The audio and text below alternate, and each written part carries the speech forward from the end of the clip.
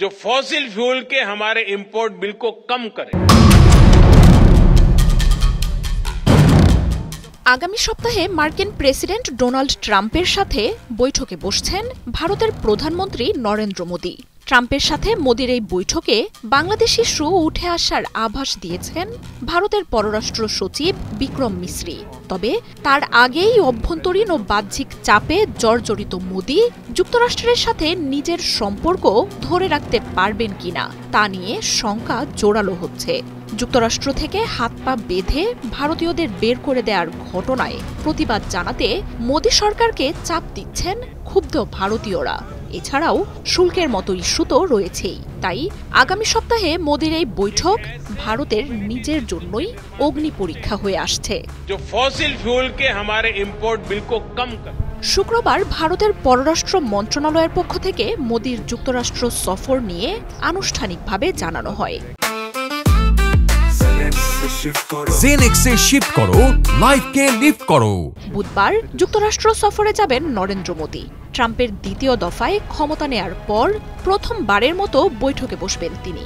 সাংবাদিকরা জানতে চান, ট্রাম্পের সাথে বৈঠকে বাংলাদেশের ইস্যুও উঠবে কিনা। আঞ্চলিক ইস্যু নিয়ে আলোচনায় দুই নেতার বৈঠকে বাংলাদেশ বিষয় উঠতে পারে বলে মন্তব্য করেন দেশটির পররাষ্ট্র সচিব বিক্রম মিশ্রি।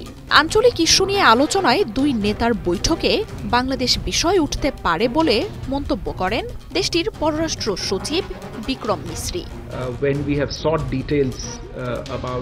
নভেম্বরে মার্কিন নির্বাচনের পরই ভারত জানায়, ট্রাম্প ক্ষমতায় আসায় চিন্তিত নয় তারা, বরং ডোনাল্ড ট্রাম্পকে খুব ভালো বন্ধু বলে একের পর এক বার্তা দিতে থাকেন নরেন্দ্র মোদি।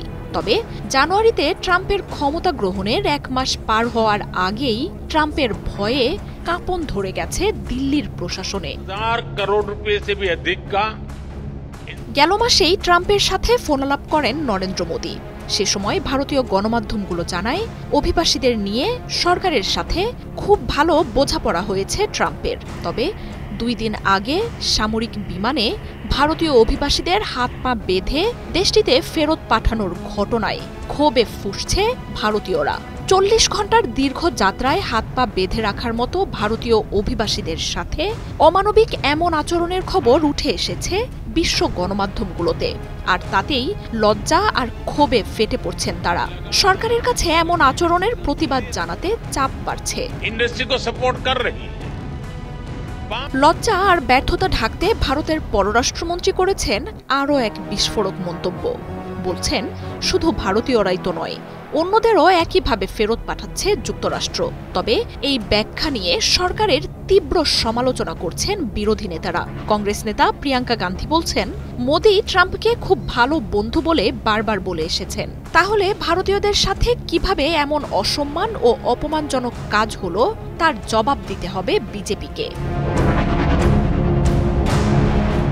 মোদির ভারতের উপর ঝুলছে যুক্তরাষ্ট্রের শুল্ক আরোপের খাড়াও।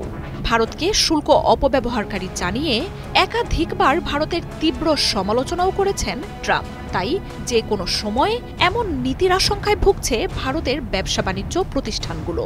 ভারতের উপর থাকা বাইডেন আমলের একাধিক নিষেধাজ্ঞাও এখনও তুলে নেয়নি ট্রাম্প প্রশাসন। যুক্তরাষ্ট্রে রয়েছে মোদি ঘনিষ্ঠ আদানির বিরুদ্ধে মামলাও। এছাড়াও চীন ও পাকিস্তানের মতো দুই আঞ্চলিক প্রতিবেশীর তীব্র চাপে থাকা ভারত নিজেরাই ট্রাম্প অনিশ্চয়তায় ভুগছে। এর মধ্যেই গেল সপ্তাহে ভরা পার্লামেন্টে রাহুল গান্ধী জানান, মোদিকে যুক্তরাষ্ট্রে আমন্ত্রণ জানানো ও ট্রাম্পের সাথে বৈঠক আয়োজনে বেশ কাঠখড় পোড়াতে হয়েছে ভারত সরকারকে। চলতি মাসের 13 তারিখে যুক্তরাষ্ট্রে ট্রাম্পের সাথে বৈঠকে বসবেন মোদি। বিশেষজ্ঞরা বলছেন, যুক্তরাষ্ট্রের সাথে নতুন করে সমঝোতায় যেতে হবে ভারতকে।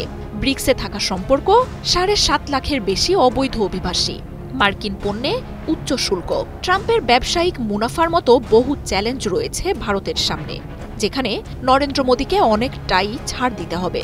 এমনকি ভারতীয় অভিবাসীদের সাথে যুক্তরাষ্ট্রের নজিরবিহীন এমন ব্যবহার বৈঠক ঘিরে অনিশ্চয়তা আর শঙ্কা আরও বাড়িয়ে তুলেছে। সেখানে বাংলাদেশ নিয়ে আলোচনার সাহস মোদি করবেন কিনা সেটা সামনের সপ্তাহেই স্পষ্ট হয়ে যাবে। মার্জিয়া উপমা, ৭১।